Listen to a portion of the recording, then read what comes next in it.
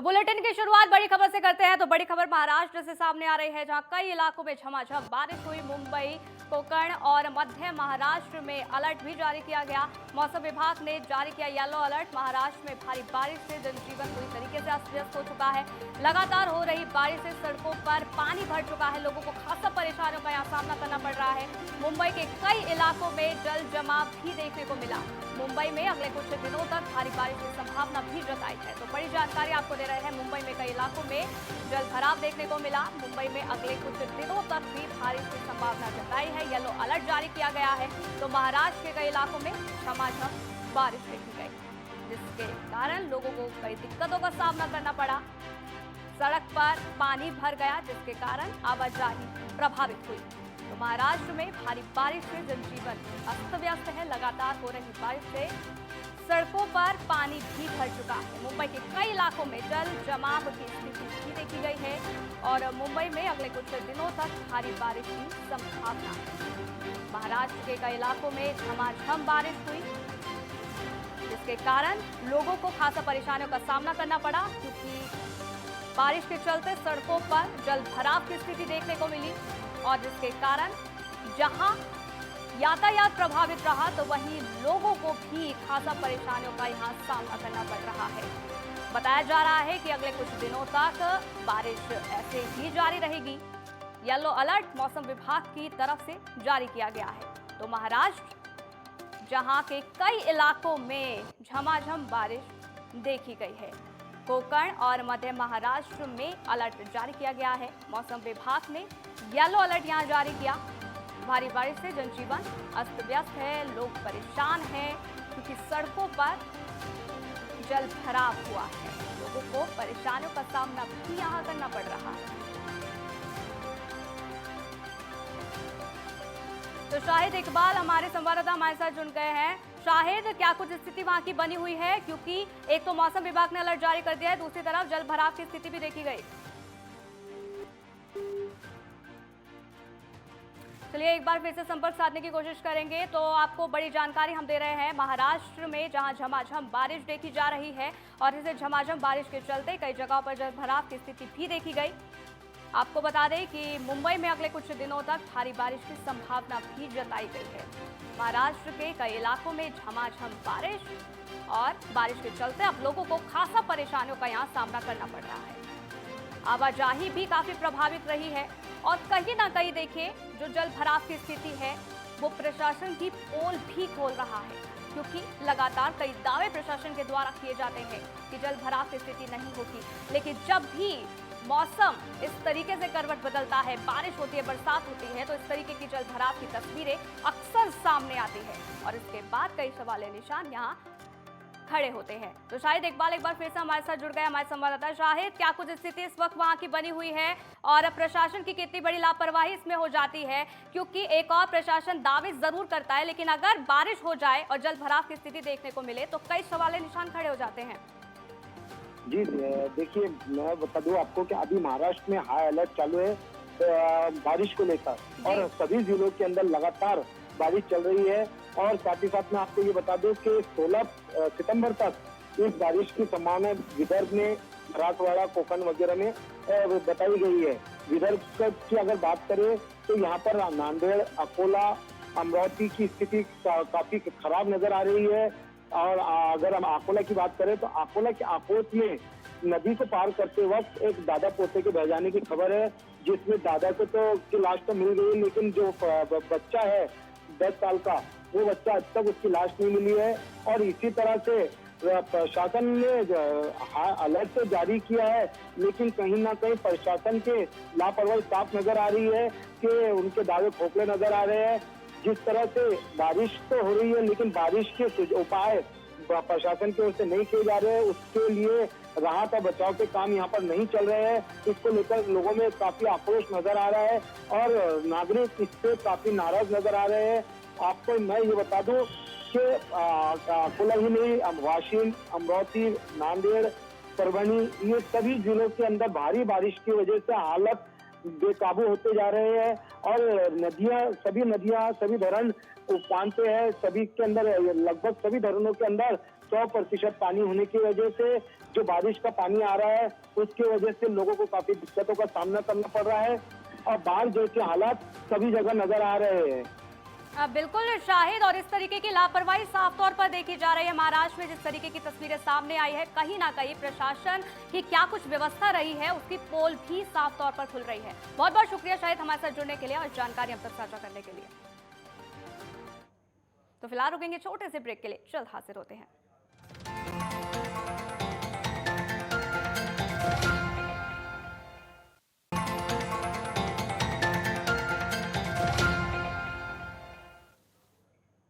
तो ब्रेक के बाद आपका स्वागत है। अब खबर गोंदिया की करेंगे, जहां पिछले 3 दिनों से भारी बारिश जारी है और आगे भी 2 दिन तक बारिश के लिए येलो अलर्ट भी यहां जारी कर दिया गया है। बारिश से हालात ये है कि कई जगहों पर ओलावृष्टि भी हुई है। वहीं दूसरी ओर किसान भी इस बारिश से परेशान है, क्योंकि इसकी वजह से खेती को नुकसान हो रहा है। हालांकि देखिए, कभी कभी बारिश जो होती है वो वरदान साबित जरूर होती है किसानों के लिए, लेकिन इस बार की जो बारिश हुई है, जो ओलावृष्टि हुई है, उससे किसान खासा नुकसान उनको झेलना पड़ा है।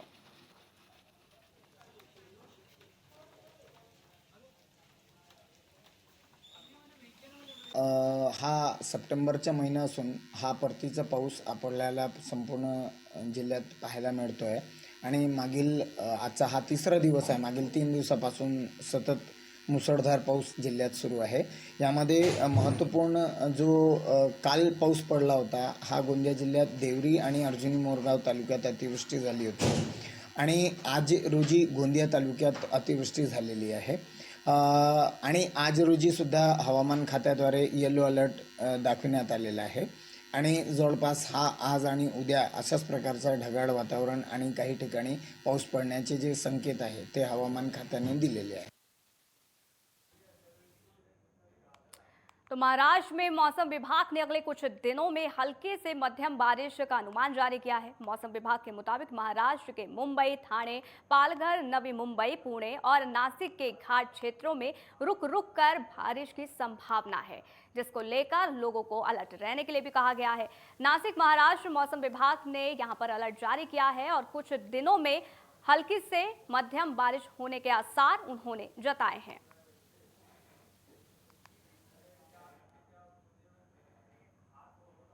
नांदेड़ की बात करेंगे, जहां बाढ़ ने अधिकतर तहसील क्षेत्र में तबाही मचा रखी है। बिलोली, भोकर और मऊर, इन तहसील क्षेत्र में बादल फटने से बाढ़ जैसी स्थिति पैदा हो गई, जिसके चलते विष्णुपुरी जलाशय के 5 गेट खोले जाने से गोदावरी नदी उफान पर बह रही है।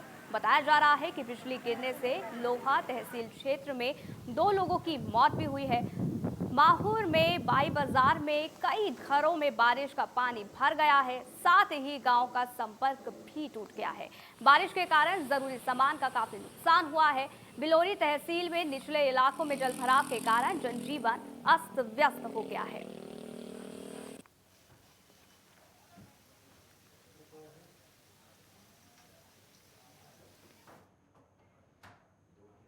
अब बात अमरावती की करेंगे, जहां 2 अलग अलग जगहों पर आकाशीय बिजली गिरने से 2 हादसे हो गए। पहला हादसा सलाई गांव का है, जहां आकाशीय बिजली गिरने से एक युवक की मौत हो गई है। तो वहीं दूसरी घटना धारणी के तालुका का है, जहां आकाशीय बिजली गिरने से एक महिला गंभीर रूप से झुलस गई, जिसे इलाज के लिए अस्पताल में अब भर्ती कराया गया है।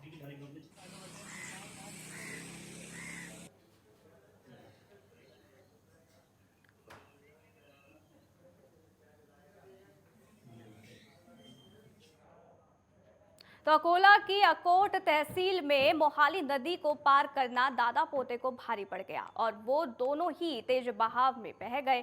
जानकारी मिलने पर स्थानीय लोगों ने दोनों की तलाशी शुरू की, जिसके बाद कुछ ही दूर पर बुजुर्ग का शव मिल गया, लेकिन बच्चे की तलाश अभी भी जारी है। तो ये मामला अकोला का हम आपको बता रहे हैं, जहां बच्चे की तलाश की जा रही है। मोहाली नदी में दादा पोते बहे, हालांकि बुजुर्ग का शव मिल गया है, लेकिन अभी पोता लापता है। तो फिलहाल रुकेंगे छोटे से ब्रेक के लिए, जल्द हाजिर होते हैं।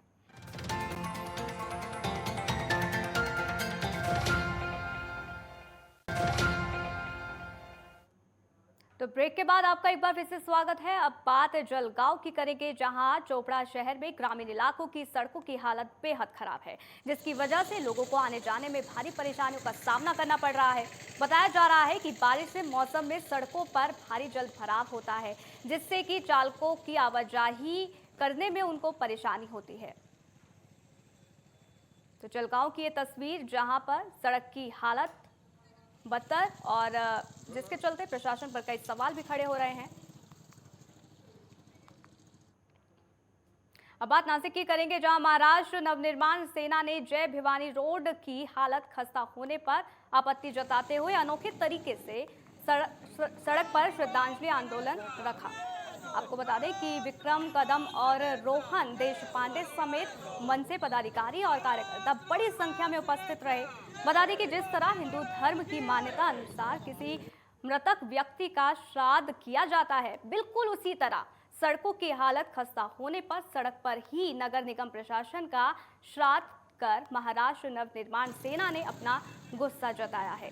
साथ ही नासिक नगर निगम प्रशासन से गुहार भी लगाई गई है कि जल्द से जल्द इस सड़क का निर्माण हो और यातायात की व्यवस्था सुचारू की जा सके।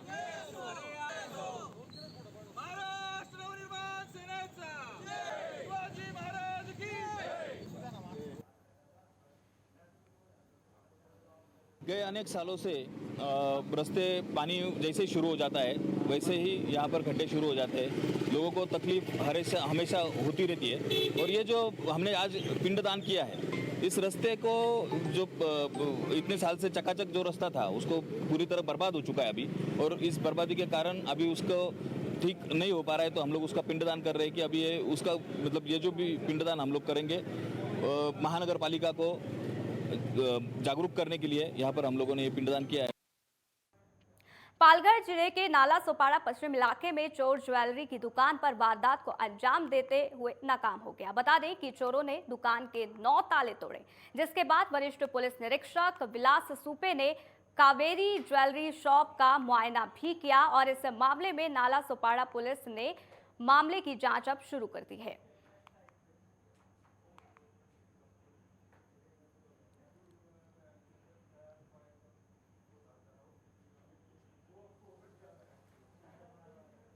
बाजू वाले जो पड़ोसी हैं उन्होंने फ़ोन करके बताया कि आपके जाली जो हैं वो खुली हैं और ताले टूटे हुए पड़े हैं। तो उसके बाद में फटाक से मैं आया, यहाँ पे आने के बाद देखा तो मेरी दुकान के पूरी जाली खुली पड़ी थी और टोटल 9 ताले हैं। वो 9 के 9 ताले, किसी की कड़ी काटी हुई थी, कोई ताले कटे हुए थे, और जो सेंटर लॉक था उसको भी वो जो चोरी करने को आए थे, रॉबरी के जैसे चोरी के इरादे से जो लोग आए थे, उन्होंने उठाने की कोशिश की थी, लेकिन वो शटर उठाने में नाकाम रहे। इस वजह से हमारी ये चीज़ दुकान रात में चोरी होने की वजह से, और उन्होंने कोशिश करने के बाद में भी नहीं कर पाए थे उस चीज़। जालना के जाम समर्धक मंदिर से भगवान राम, लक्ष्मण और सीता की पंच धातु की मूर्ति की चोरी हो गई, जिसका अभी तक कुछ पता नहीं चल पाया है। वहीं मूर्ति चोरी की तत्काल जांच की मांग को लेकर आज जिलाधिकारी कार्यालय पर प्रदर्शन किया गया। कांग्रेस विधायक कैलाश ने कार्यकर्ताओं के साथ भूख हड़ताल भी की और जल्द से जल्द मूर्ति और आरोपियों की तलाश करने की मांग की।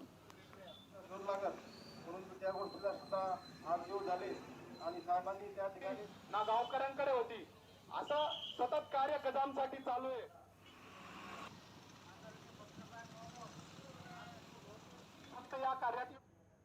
तो अहमदनगर जिले के भोकर में 13 दिन से लापता युवक मामले में पुलिस को सफलता मिली है। पुलिस ने हत्या के संदेह में 7 लोगों को गिरफ्तार किया है। पुलिस की पूछताछ में 7 आरोपियों ने युवक का अपहरण कर हत्या की बात कबूली है। बताया जा रहा है कि कमलपुर स्थित बांध में युवक के शव को पानी में फेंक दिया गया था। अब पुलिस कमलपुर से गोदावरी नदी में शव तलाश कर रही है। तो अहमदनगर का ही पूरा मामला आपको बता रहे हैं, जहां अपहरण कर युवक की हत्या कर दी गई। अब इस मामले में पुलिस को सफलता हाथ लगी है।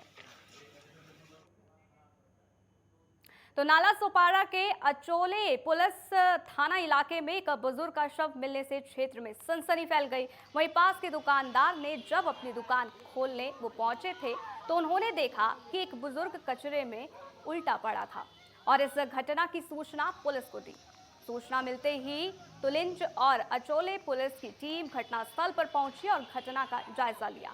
पुलिस को मृतक व्यक्ति के बैग में एक पर्ची भी मिली है जिसमें घर वालों के मोबाइल नंबर लिखे हैं। उसी के आधार पर अब परिवार वालों को सूचना दी जा रही है। इसके साथ ही पुलिस पूरे मामले की जांच कर रही है।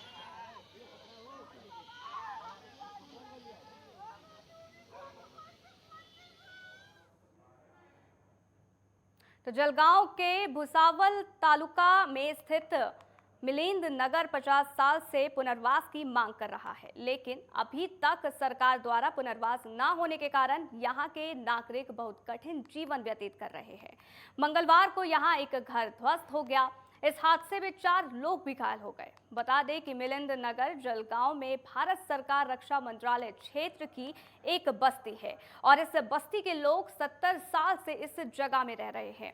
इस बस्ती में सभी मजदूर लोग हैं और 95% पिछड़ा वर्ग समाज भी है। वे लगभग 50 साल से पुनर्वास की मांग कर रहे हैं।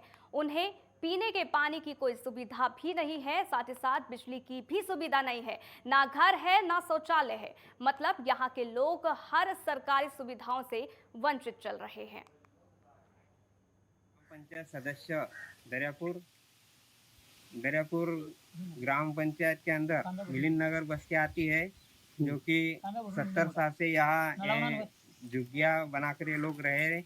इनका पुनर्वसन का प्रयास चल रहा है, लेकिन 70 साल हो गए अभी तक पुनर्वसन नहीं हो चुका।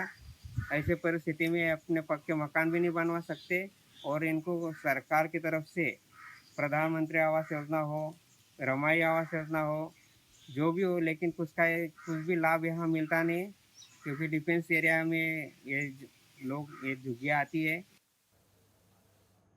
तो नासिक की नांदगांव पुलिस के एक हवलदार समेत एक अन्य पुलिस कर्मियों को 35,000 रुपए की घूस लेते हुए एंटी करप्शन ब्यूरो ने रंगे हाथ गिरफ्तार किया है। अवैध रूप से रेती का कारोबार करने वाले एक ट्रक को नांदगांव पुलिस ने हिरासत में लिया है, जिसे छुड़ाने के लिए घूस की मांग की गई थी और ये घूस लेते समय सुरेश सांगले और अभिजीत उगल मुगले को एंटी करप्शन ब्यूरो ने पकड़ लिया है।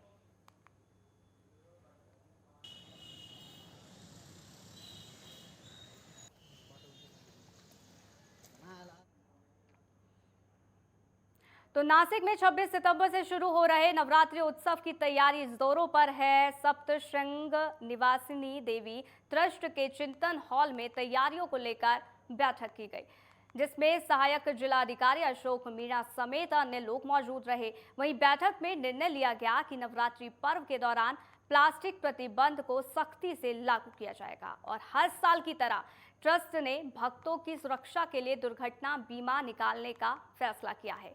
आपको बता दें कि नवरात्रि पर्व में श्रद्धालुओं की बढ़ती भीड़ और पेयजल की आवश्यकता को देखते हुए गणेश मंदिर, श्री राम मंदिर और 1000 लीटर क्षमता के सिंटेक्स वाटर टैंक यहां पर शुरू किए जाएंगे। 16 एकड़ क्षेत्र में श्रद्धालुओं के गाड़ियों की पार्किंग स्थल भी बनाया जाएगा। यात्रा के लिए 280 अतिरिक्त बसों की योजना भी चलाई जा रही है। सुरक्षा व्यवस्था के लिए लगभग 550 पुलिस अधिकारियों और कर्मियों की तैनाती कर दी गई है। 12 चिकित्सा अधिकारियों के साथ 32 अन्य स्टाफ की नियुक्ति की जाएगी और दवाओं का पर्याप्त स्टॉक भी उपलब्ध कराया जाएगा।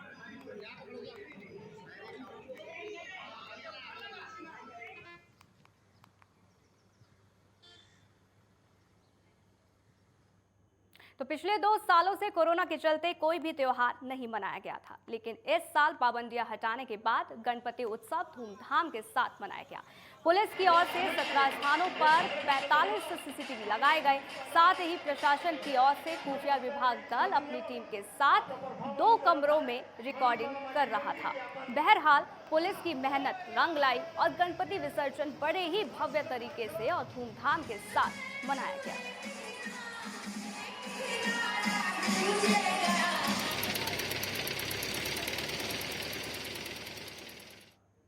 तो फिलहाल इस बुलेटिन में इतना ही। बने रहिए नेटवर्क 10 के साथ। जय हिंद।